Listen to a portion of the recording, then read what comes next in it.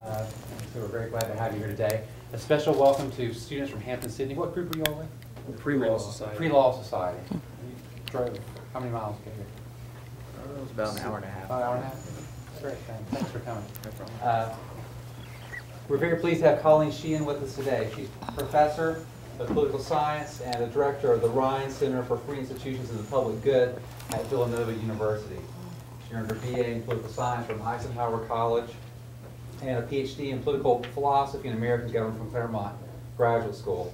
She also served in the Pennsylvania House of Representatives. Books, she wrote James Madison and the Spirit of Republican Self-Government, Cambridge University Press, 2009, and she's co-editor with our own Gary McDowell. Friends of the Constitution, Writings of the Other Federalists, 1787 to 1788 on Liberty Fund Press. Recipient of several grants. I'll mention just a couple. One, the Thomas W. Smith Foundation grant. Smith Foundation is also the benefactor of the Marshall Center. NEH grant, and she's been a fellow of the James Madison program at Princeton University. She's currently working on Madison's Voyage to the World of Classics and the Ethics of Jane Austen.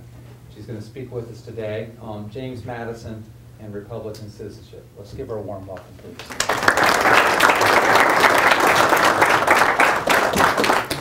Thank you very much, Terry, and also to Gary McDowell for having me here at Richmond. It's a delight to be in the other Commonwealth. So I was asked today just to talk a little bit about the kind of things that I've been working on for a while now, in fact, on James Madison. James Madison has been a real interesting figure. It's nice to be in or close to his home because was such a quiet and unassuming fellow and he was really in very many ways very cerebral, and so, but he didn't, like a good graduate student, he started a lot of projects, but he didn't necessarily finish them all. Or at least we don't have all the papers. I think there's some papers out there we haven't found yet, because you know he had a profligate stepson who, to cover some of his gambling debts and so on, sold off some of his papers and so on. So Madison is still, in my view, a work in progress, and I invite the young people who are interested in this to try your hand at some of this, because there's much more work to be done. But one of the people that I think really captures what Madison was about was actually not an historian or a political scientist, but a poet. And that person was Robert Frost. In 1961, at President Kennedy's inauguration, Robert Frost was scheduled to read the poem Dedication, which he had written especially for the occasion. In fact, JFK sort of micromanaged some of this. On the morning of January 20th, the nation's capital woke up to a blanket of freshly fallen snow. You know what that odd occurrence is like here in Virginia. And then the sun came out. And when Frost stood there with his newly composed poem, he couldn't see the pages. And Frost was, of course, older then. Actually, you can find this on the web, this whole black and white, snowy version of this, of JFK and Jackie Kennedy and LBJ, and they're all standing there, and Frost is trying to read this poem. And there are fits and starts, and you can see Jackie Kennedy, you know, she wants to help him. She wants to do something about this. The poor fellow is in a bind. And I'm trying to remember, I think it's LBJ that gets up and tries to adjust something, but Frost then just puts the paper down. And he says, I think I'll say a poem about what Madison may have thought. And he recited from memory the following poem. The land was ours before we were the land's. She was ours more than 100 years before we were her people. She was ours in Massachusetts, in Virginia. But we were England's, still colonials, possessing what we still were unpossessed by what we now no more possessed. Something we were withholding made us weak, until we found out it was ourselves we were withholding from the land of living, and forthwith found salvation in surrender.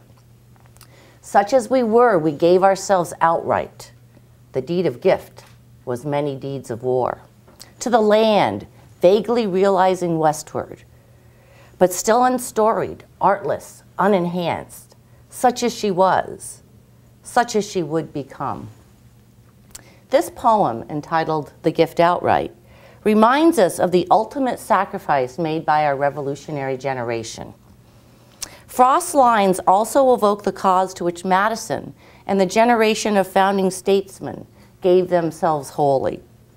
Their legacy, like the Revolutionary War soldier's sacrifice, was a gift to us that could never be and never was intended to be repaid. It was the gift outright. Frost's narrative calls to mind a time when the nation was unstoried, when the vision of what America would become was only an artless dream. He reminds us, too, that we today are the living beneficiaries of that dream. All through his poem, The Gift Outright, there is no they, but only and always we. In surrender to the land, we become her people.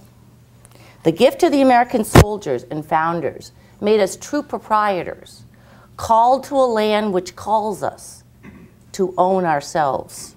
Frost's reminder of the gift we have received is also quietly, implicitly, a reminder to us of our debt. Well, a gift outright, or deed of gift, and the lawyers or pre-law, soon-to-be lawyers in the audience will be familiar with this and probably work on these kinds of bequests. A gift outright, or a deed of gift, is something given with no expectation of material return.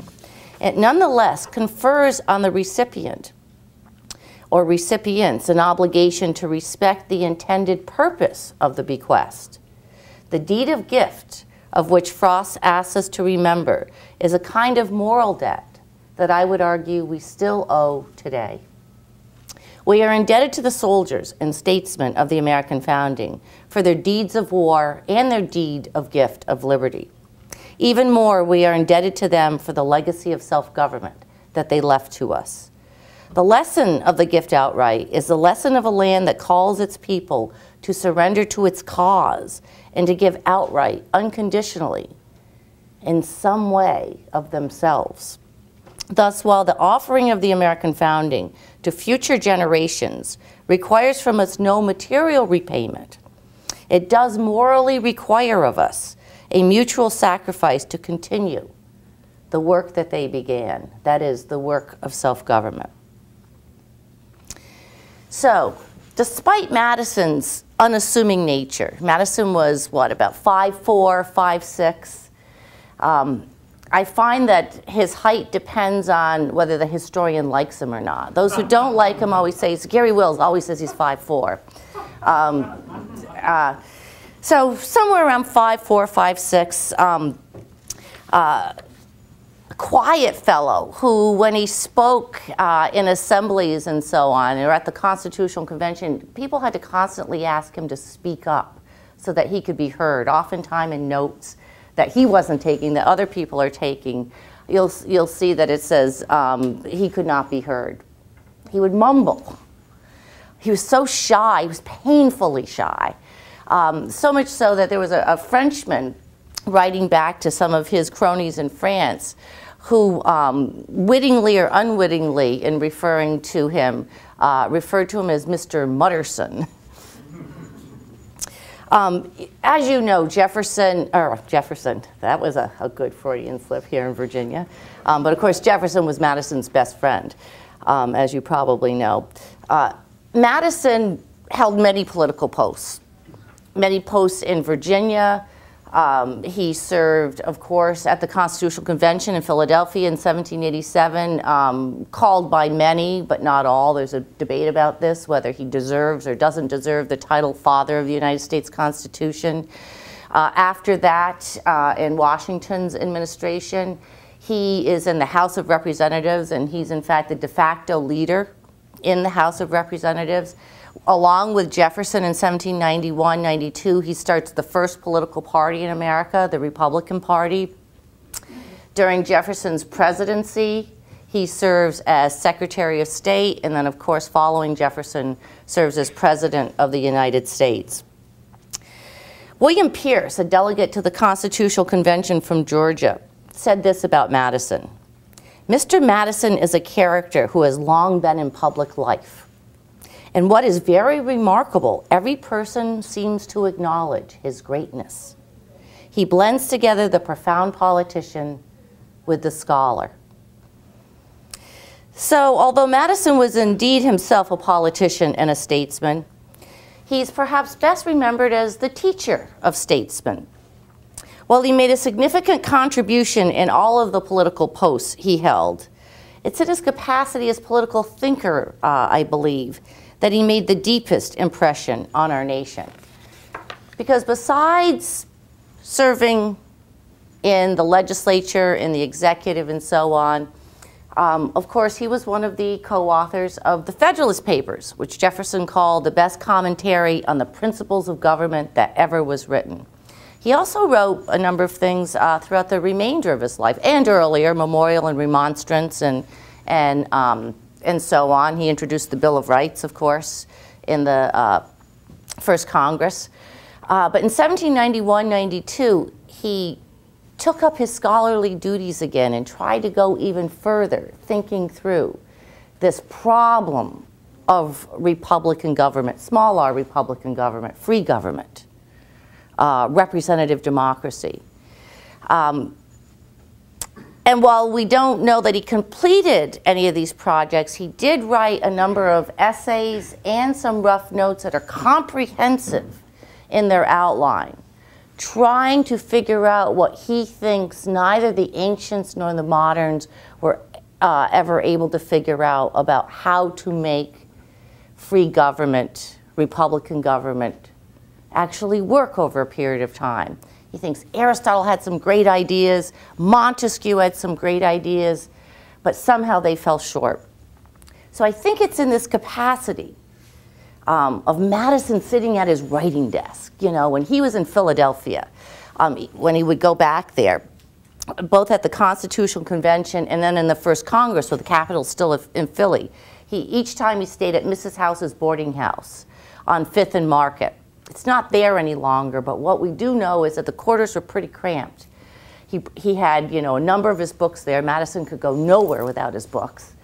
And whatever he didn't have, he could walk down the road a few blocks over to Jefferson's place and borrow, because Jefferson, not surprisingly, in his rented place, had it you know, brought in HGTV and renovated and had a whole room made for crates and crates of books that he shipped to Philadelphia, and Madison would go over and borrow these books. So Madison sitting in his cramped quarters in Mrs. House's boarding house on 5th and Market is sort of put that vision in your mind, because he would do this day after day, week after week, trying to figure out how we can make free government work in this new land called America. This is the project Madison was determined, if it were at all humanly possible, to try to solve. So when I was trying to come to know this man, Madison,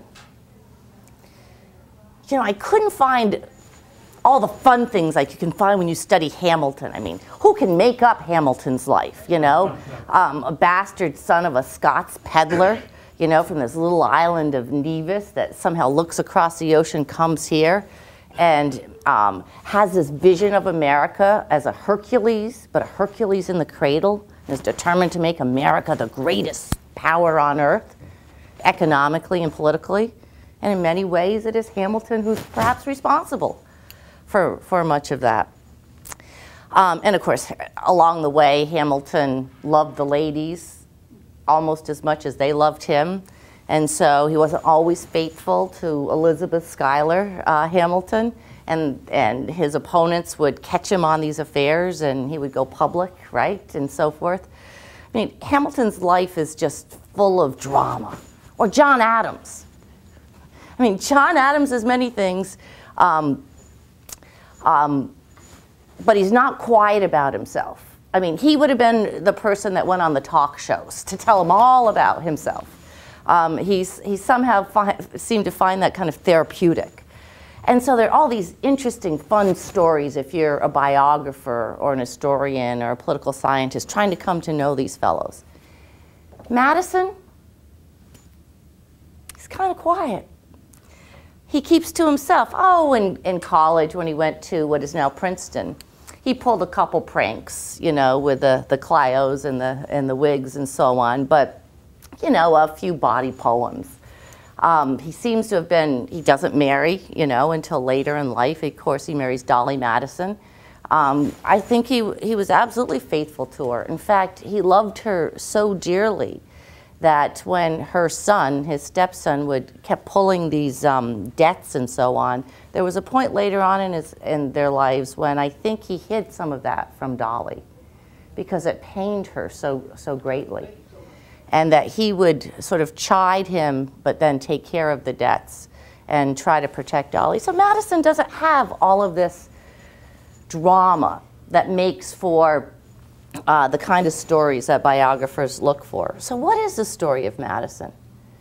I think it's the story of a scholar. But it's the story of a scholar with an idea that drives him. And I think like great artists, whether they're painters or musicians or writers of literature, that Madison saw the story of America in his mind before he put pen to paper. So in a sense, the story of Madison, I think, is the story of America, the story of an idea. Madison's vision of America is encapsulated in the idea of self-government. I'm reminded here of a bit more earthy way to sort of encapsulate this idea of self-government. Chesterton, the great Chesterton, once said that governing is rather like writing a love letter or blowing one's nose. It's something a man ought to do for himself, even if he does it badly. Well, I think that's Madison's idea. I mean, Madison wasn't an idealist, an idealistic thinker when it came to the idea of free government, popular government.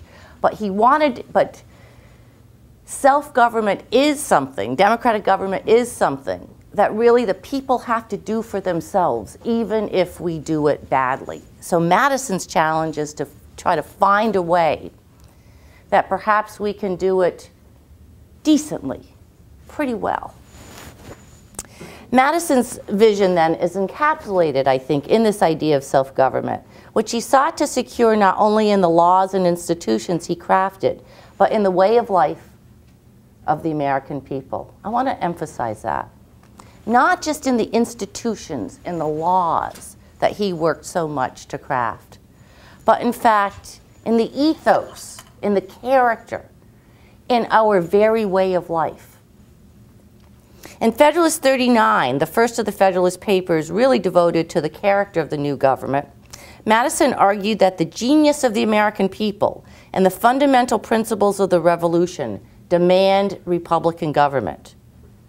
Only the Republican way of life, he argued, is reconcilable, quote, with that honorable determination which animates every votary of freedom to rest all our political experiments on the capacity of mankind for self-government.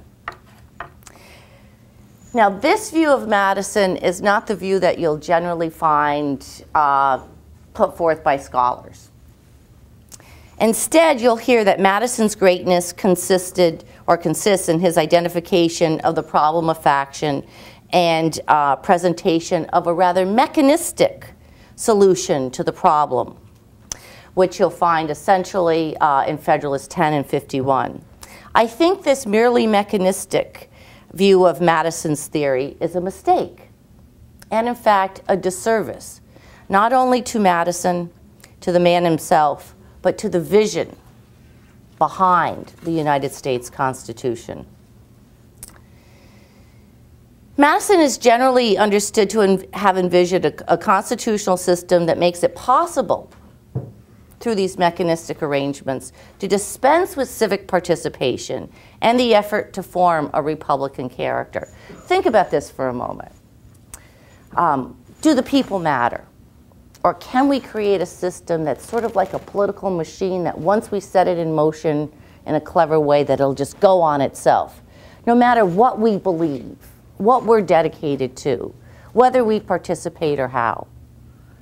So there are two very different ways to think about the political problem and the political solution. In a word, some scholars argue, Madison devised a clever solution to an irksome political problem. His remedy for the problem of majority faction in the 10th Federalist, they say, was intended to make it virtually impossible for the people to form a collective judgment. An extensive territory composed of a multiplicity of interests and parties not only deters the formation of majority faction, but in general makes it difficult for the people to communicate effectively and to discover a common opinion.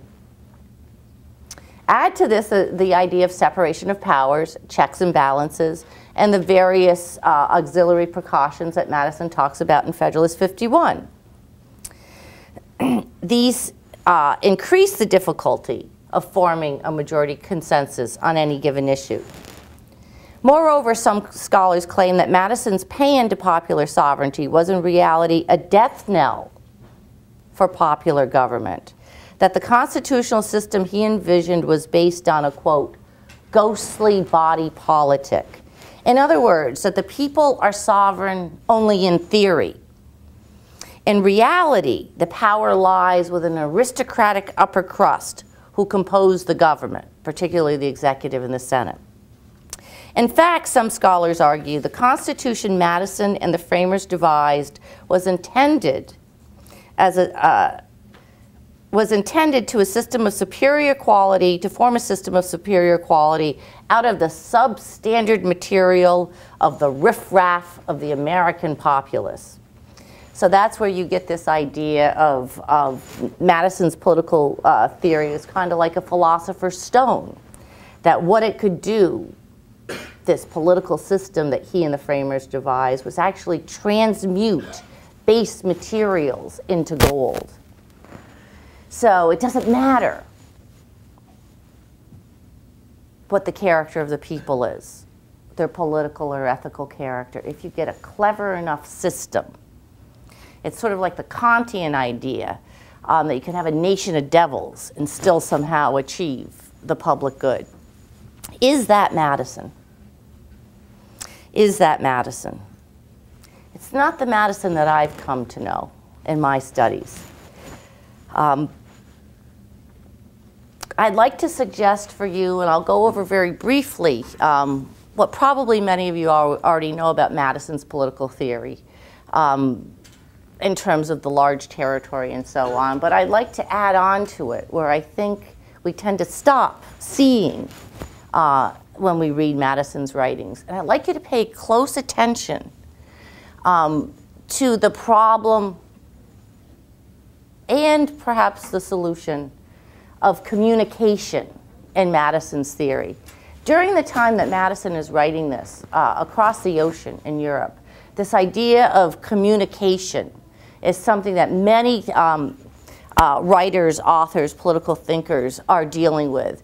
And we have to remember that Madison is reading books that Jefferson is constantly sending him from Paris. And so Madison is up on all of these theories that are developing among European thinkers, and he's paying attention to this. I don't think he's just following them. I think he's developing his own ideas based on some of the things that he's discovered might be more important in the modern age, in this new age of communication. So pay attention to this idea of communication. According to Madison, as you probably know, factions are, by definition, opposed to the rights of some citizens or to the common good. And so when a majority composes a faction, power rather than right is a standard of rule. It's just the greater number, might. Obviously, Madison deals with this problem in Federalist 10, but since the causes of faction cannot be removed without coercing people's minds and destroying liberty, Madison advocated a system of government that could control the effects of faction and thus deter rule by an unjust majority faction or unjust majority. This required devising a system that thwarts a communication of factious views in the society. Pretty clear-cut. In a small republic, Madison argued, it's easy for a majority to communicate and thus to unite on the basis of their views, including, particularly on the basis of their selfish views or prejudicial views, and thus thereby oppress a minority of citizens. And Madison means here by minority not anything based on ethnicity or race and something, but just sheer numbers, right? So it's easy in a small territory or a small republic for a majority to communicate, form, unite on the basis of a selfish interest and therefore oppress a minority. In an extensive republic, however, Madison argued, there'll be more people, a greater diversity of interests and views, a greater distance over which their views must be communicated, and a greater distrust of unjust or dishonorable purposes. This is important, this kind of psychology in his theory, that when you have unjust or dishonorable purposes, you tend to not want to spread those to too many people too far that you don't know, because you don't trust them. You know that trust is a problem. You're on to the game. It's afoot, as they would say in Sherlock Holmes. So this will make it more difficult for a majority to form on the basis of a narrow interest or harmful passion in a large territory. More territory, more people, greater variety and number of interests, religious sects, and parties. In a large society, a coalition of the majority will be necessary in order to achieve a ruling status, and its demands will have to pass muster with a greater variety of economic, geographical, religious, and other groups in society. As Madison well understood, this would be no easy task. He knows once you try to thwart the formation, communication of views and formation of a majority faction or an unjust majority, that you've really created a problem of forming any majority. You've made it more difficult, right? He knows this. He's at least as smart as I am. He figured this out. That was a joke. I know it's late in the afternoon, but stay with me here.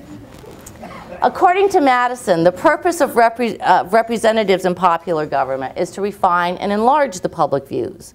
Although he hoped those elected to office would be men whose wisdom may best discern the true interests of their country and whose patriotism and love of justice will be least likely to sacrifice it to temporary or partial considerations, Madison was not naive about the temptations of power and charms of ambition that accompany political life.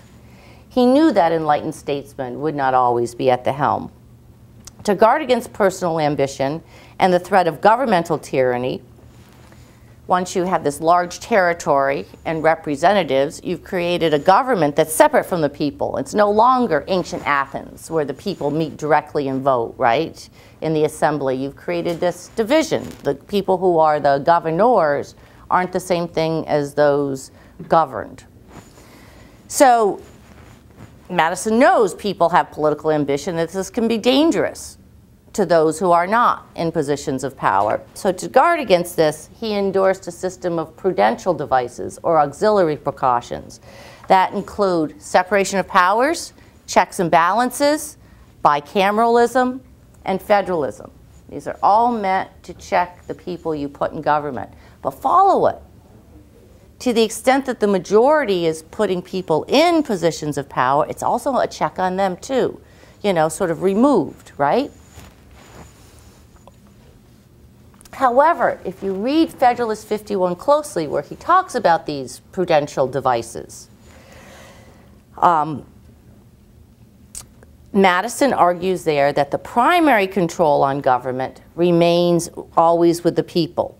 In the final analysis, government decisions depend on the will of the society, or in other words, on the will of the majority. This is his argument in Federalist 47 through 51. As Madison understood better than anyone, his proffered solution of the extended territory diminishes the odds that a majority faction will form or unite, but it does not forestall the possibility. He hasn't made it impossible. Majority faction can still form, because you'd have to destroy liberty or give everybody the same opinions, passions, and interests to solve the problem. It's like a cancer, right? Sometimes we don't really know how to cure cancer today, so what we try to do is control the effects, right? This doesn't forestall the possibility that the cancer could grow and thrive. It's a complicated problem. So in other words, Madison's solution is not a panacea. Think of this problem of the extended territory, that one of the things that it does to thwart majority faction is that people with dishonorable purposes, Madison says, they're hesitant and adverse to try to spread those to too many people too far away that they don't know and don't trust, right? But if Americans lack a consciousness about what constitutes unjust or dishonorable purposes, then a majority faction will not find it so difficult for its members to communicate their schemes and to unite to oppress others in society. So we have to have some sense of justice, some sense of honor for that part of Madison's scheme to work. Nevertheless, and this is important, it was not Madison's goal to stymie all communication of views throughout the society. And this is the part that's just often overlooked when we read the Federalist Papers, read Madison's work, and we don't see there that this question of communication is for Madison a double-edged sword. It is part of the problem, communication is part of the problem he identified, as well as an integral part of the solution. The Republican solution that he presented. Communication is the means by which a majority faction forms and unites, but it's also the vehicle necessary to collect, form, and refine the will of the society.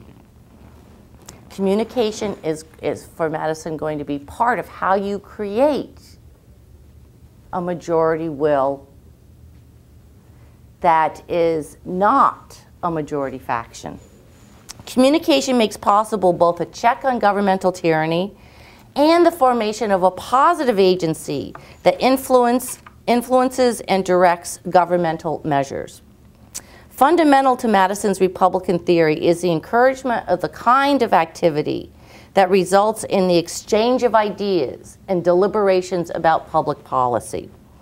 His object was to promote, and these are his words, this is his phrase, his object was to promote, quote, a commerce of ideas, unquote, at the level of government, and as he said, quote, throughout the entire body of the people, unquote. This is why, for example, he advocated the idea of a territory that's not overgrown. He said that we want a large territory, but it's got to be a practicable sphere. Why? Why would you have to limit this? I mean, if a large territory makes it difficult for majority faction to form and unite, and that your object was to do that so that the people couldn't form a collective judgment, that you can put the upper crust in and call it popular sovereignty, but really let them rule.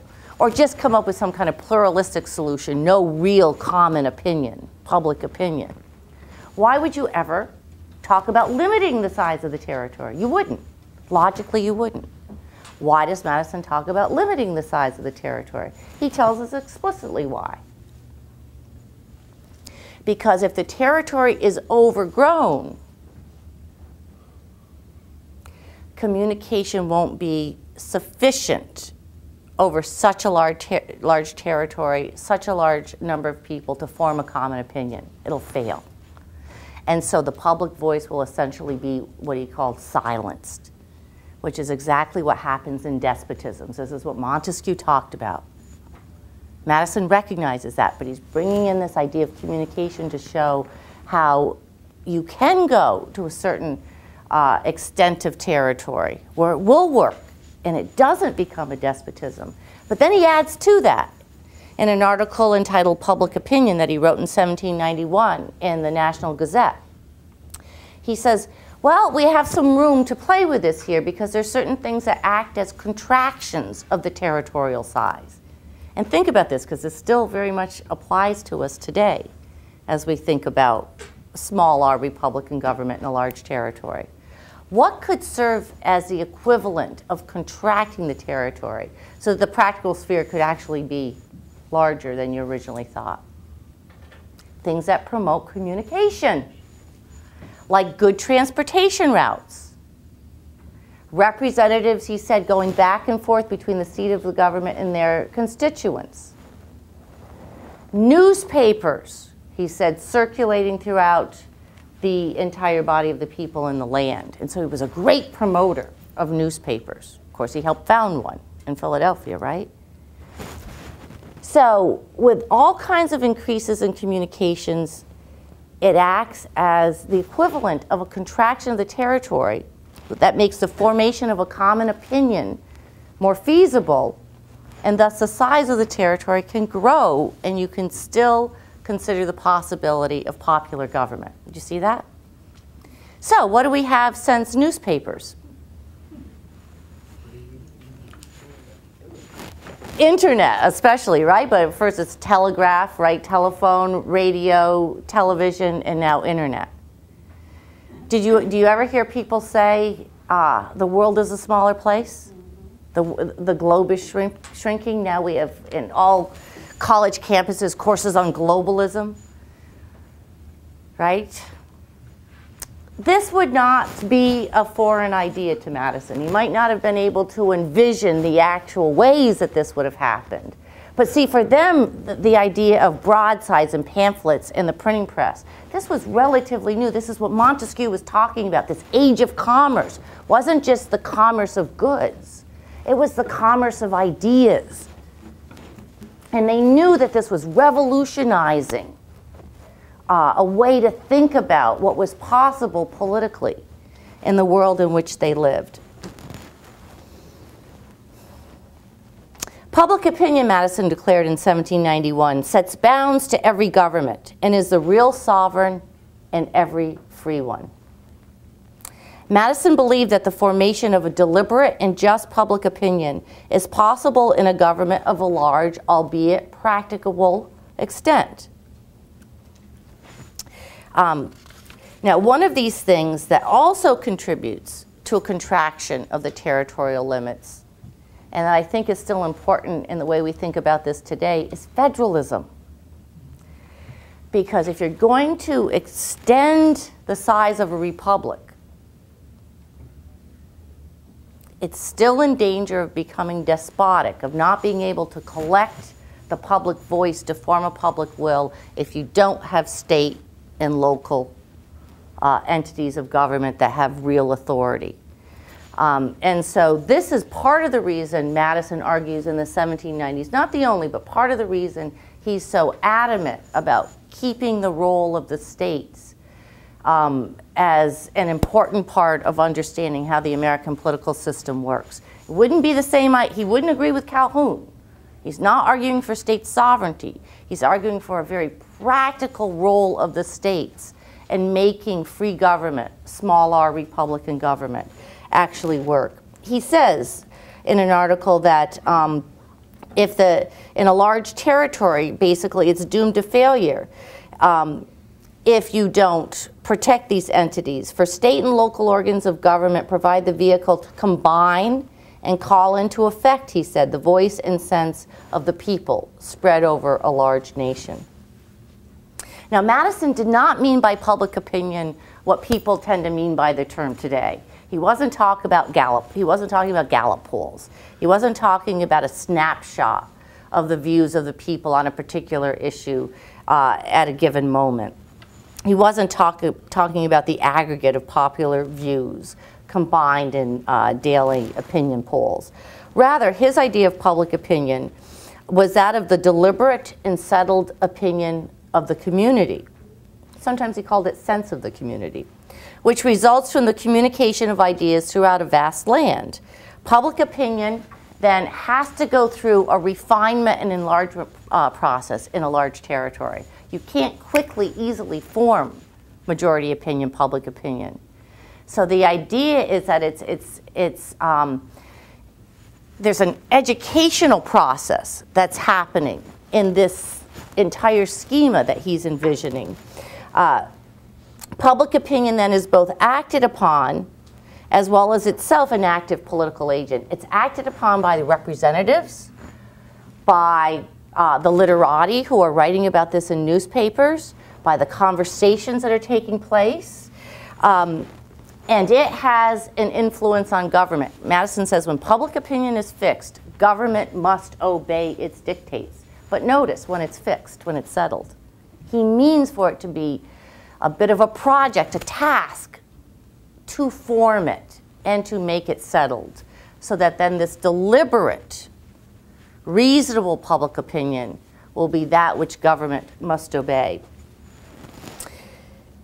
In Madison's conception, the task of the statesman in a free society is not to mirror the sentiments of the people or to obey their instructions, as many of the anti-federalists would have it, for example, nor did he believe that the responsible Republican statesman should simply exercise his judgment or consult his own conscience, independent of the public views, once he'd been put in office.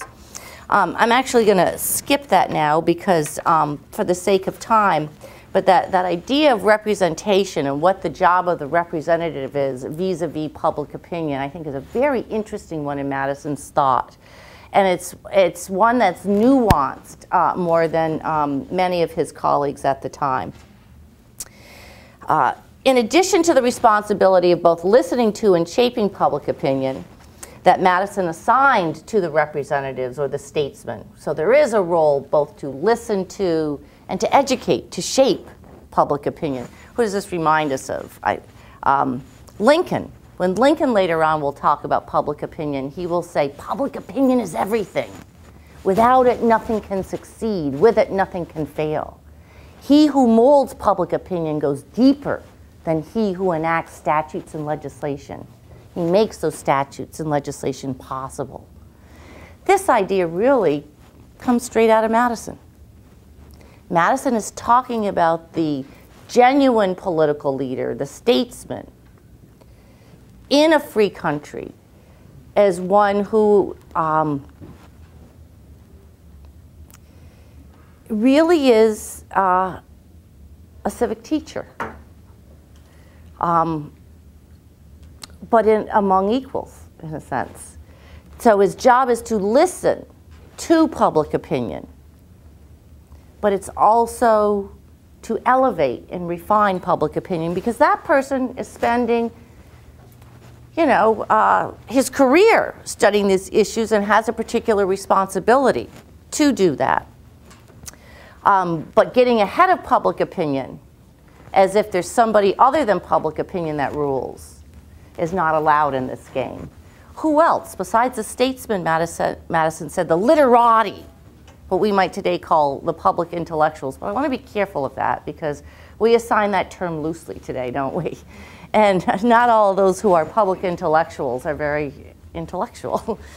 Or at least if they're, smarts is not always prudence or wisdom. But Madison said this of the literati. He said, and think about this in terms of that mechanistic solution to government versus shaping the minds and characters of the American people, whether that counts to Madison or not. This is what he said of the literati. He said, they are the cultivators of the human mind, the manufacturers of useful knowledge, the agents of the commerce of ideas, the censors of public manners, the teachers of the arts of life, and the means of happiness. In proportion as government is influenced by opinion, Madison argued shortly after the adoption of the Constitution, it must be so by whatever influences opinion. This decides the question concerning a Bill of Rights, which requires an influence on government by becoming, Madison said, part of public opinion. As respect for these rights and principles becomes incorporated in public opinion, Madison contended, Public opinion can, in fact, help to define and limit the demands of the majority. How does that work? So a Bill of Rights included in the Constitution would act as a kind of Republican schoolmaster, serving as a civic lexicon by which the people teach themselves the grammar and meaning of freedom. Now, Madison believed that the great experiment in constitutional government that originated in the United States was a revolution no less great than that which we fought for at Lexington and Concord and Saratoga. Marking a new and triumphant epoch in the political practice of the world, it established the legal authority of the people as the only just basis of government. In a genuine republic, the people's sovereign authority is ongoing and continuous, manifesting itself, he argued, in the expression of public opinion. Once formed and settled, the voice of the majority is synonymous with public opinion.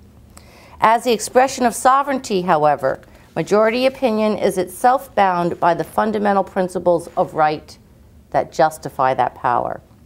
Its authority derives from a sacred trust that imparts not only the right of a people to govern themselves, but their obligation to govern according to the very principles that legitimate that role.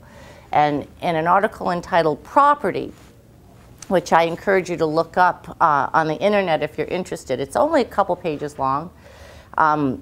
Madison doesn't just talk about material property rights. He talks about the rights of property and the property in our rights. And what he's really concerned there is our right to form and communicate our opinions in society, that small r Republican government depends on that. And that at the basis of his idea of the social compact, that we've all made a certain pledge. We've all pledged our debt of protection to the rights of others. So that to understand our rights, we have to understand our responsibilities to our fellow citizens. And there can be no rights without concomitant moral responsibilities. Now, when Robert Frost was invited to deliver the commencement address at Sarah Lawrence College in 1956, he chose the ideas of freedom and self-government as his guiding theme. There are some things he said, some questions that we pick up in college or along the way that are worth picking up again and again the rest of our lives. Frost said we should treat it like knitting, something you pick up. It sits there, right? It's always there, but every once in a while you pick it up and you knit. And you put it down again for another time. I think he's playing, of course, with the word knitting because when we're thinking, we're knitting our brows, right? Well, Frost said one of the things I've been knitting about lately is this thing called the American dream. It gets thrown in my face, he said, every now and again, and always by someone who doesn't believe it's come true. When I pick it up, quote, I wonder what the dream is or why. And the next time I pick it up, I wonder who dreamed it. Did Thomas Paine dream it? Thomas Jefferson? Did George Washington dream it? Gouverneur Morse? Lately, I've decided, Frost told his audience, that the best dreamer of it was Madison.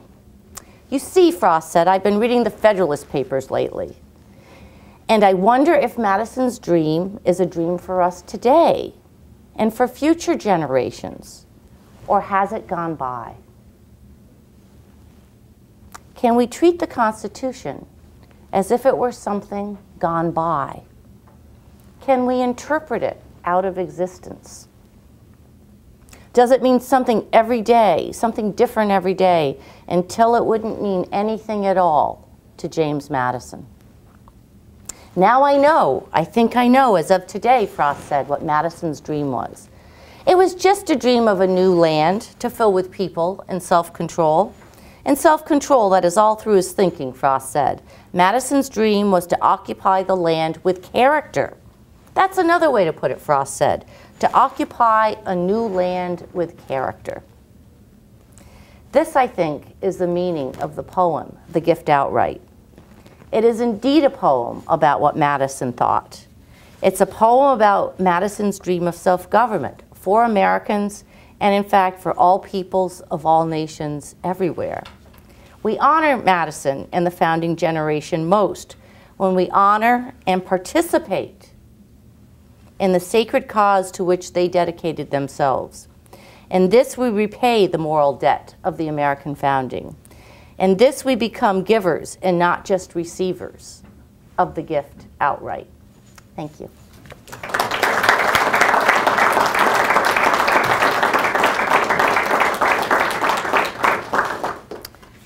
Questions, comments, lots of disagreement? Yes. One thing I like about Madison is he switched sides so many times. You mentioned the Bill of Rights was a classic example, and what to do about the state and federal war debts, and where we should be on that continuum between state and federal power, and whether the biggest threat comes from the natural aristocracy, which you would see in the 1790s, Right. or from the masses, which you would see in the 1780s. Would you not stress how much he evolved as an adult? Well, I think he certainly developed. He was always working on ideas, and no one who's actually engaged in thinking through ideas and genuinely wrestling with them will stay static, of course, in their views. And Madison does change his mind and says so on a number of them, especially, like, for example, the Bank of the United States. He's absolutely opposed to it in the beginning, and later on endorses it. He gives his reasons. And his reasons are very interesting if you look at that particular case. Just very briefly, what he argues is that I thought the establishment of the bank was contrary to the sense of those who ratified the Constitution. When Hamilton tries to do that right away after the formation of the new government, right? Madison had been at the Constitutional Convention. Remember, Hamilton was only there a little bit. He was there, he left, comes back at the end and signs. And Madison thinks that what Hamilton is up to is just trying to interpret the meaning of the Constitution however he wants.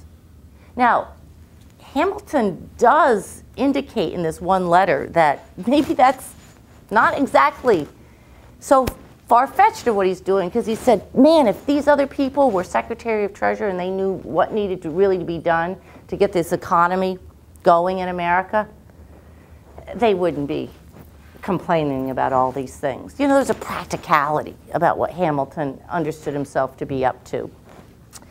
But Madison said that he thought that to establish a bank was contrary to the Necessary and Proper Clause. Remember, they talked about certain things at the convention. And so he opposed it. How does he later on come on board? Well, there's 2 or 3 different things that he writes explaining it, but essentially what he says was, you know, I watched the opinion on this. Remember, the people who ratified the Constitution, in other words, representative of the people, the sovereign people who ratified, right? They're the same people, essentially, when Hamilton establishes the bank. And you go through that period up to when Madison is president, and he says, nobody seems to have the problem with Hamilton's plan that I had. So maybe I misinterpreted. I misinterpreted the sense of the people at the time of the ratification. That's how I understood it. But obviously, the people themselves have shown through all of these different things where there's not opposition throughout these years. So he said, in my solitary opinion, that's how I understood it. But so he changes, because the principle for him was that public opinion is sovereign, and the Constitution represents the highest expression of American public opinion.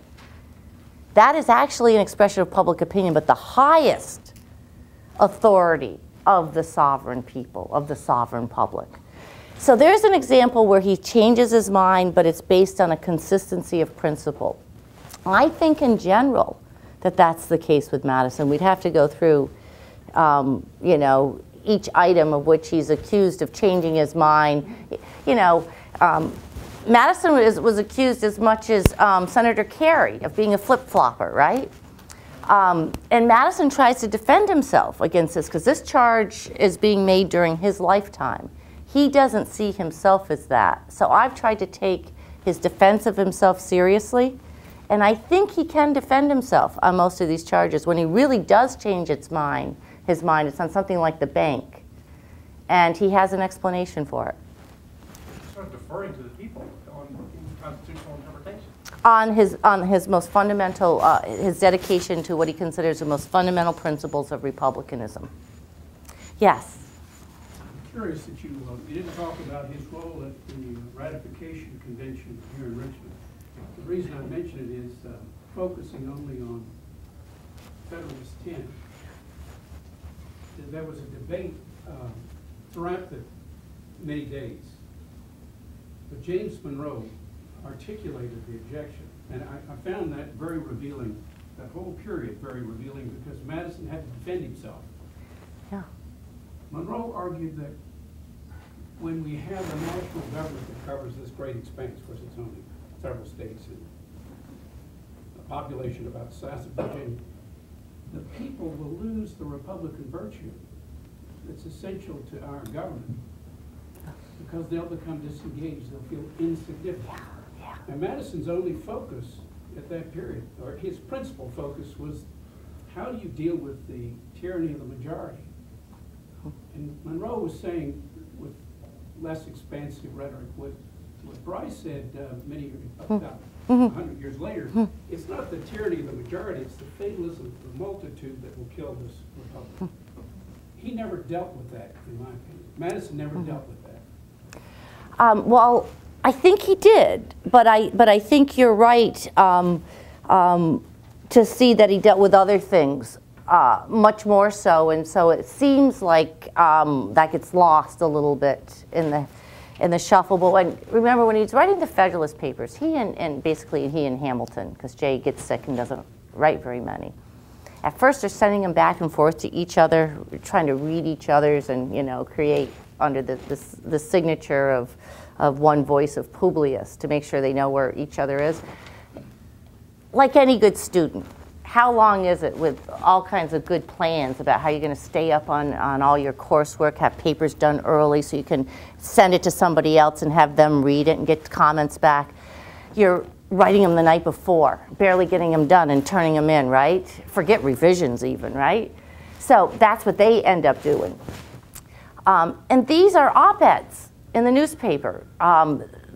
Hamilton has a really nice plan for the essays that's fairly comprehensive, but it's not totally comprehensive.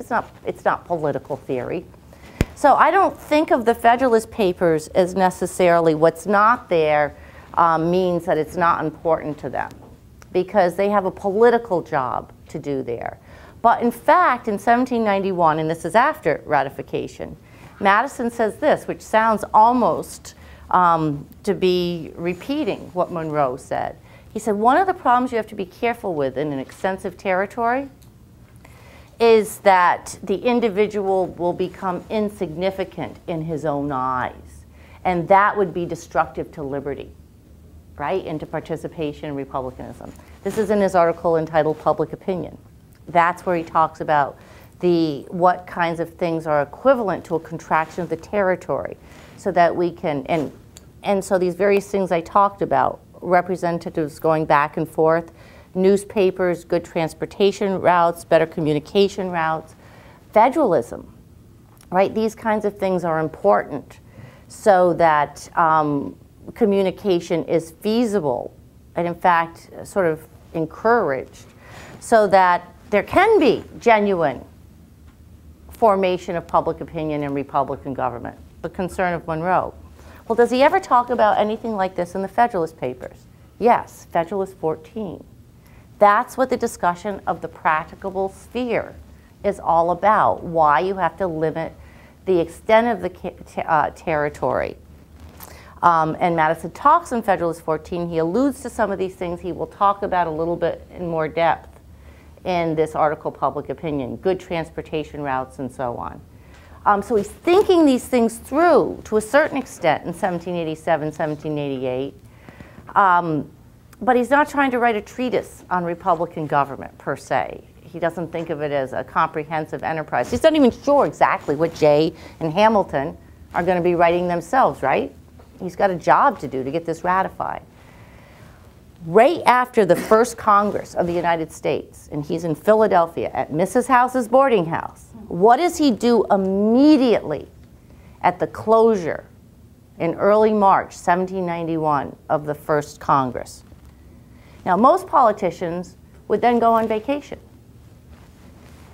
He immediately starts work on on these notes, which I would call the notes on government, that are, his outline for it, is a comprehensive treatise on government, where he comes back to these questions.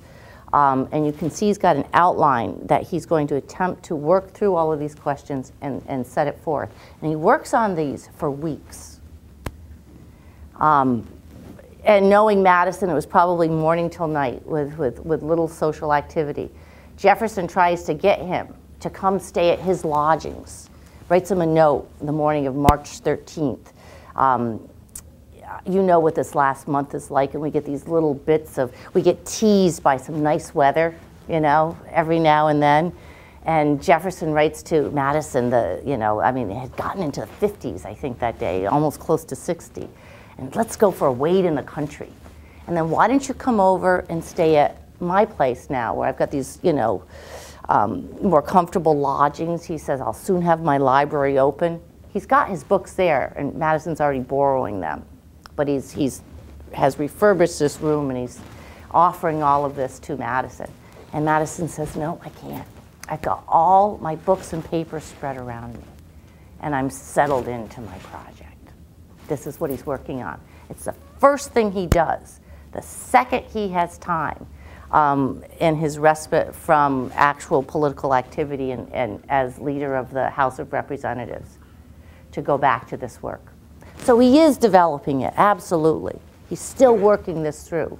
But I think you can see seeds of those ideas in the Federalist Papers themselves. Yes? Thinking about Madison as a somewhat unconventional leader, in the sense that you'd imagine that the leadership qualities that others share, rhetorical ability, charisma, that sort of thing, he doesn't seem to exhibit that from what you've told me and the very little that I know. Yeah. Oh, Dolly thought he was charismatic, I guess, but not a whole lot of others. Yeah. So is it his mind that gets him into all these positions?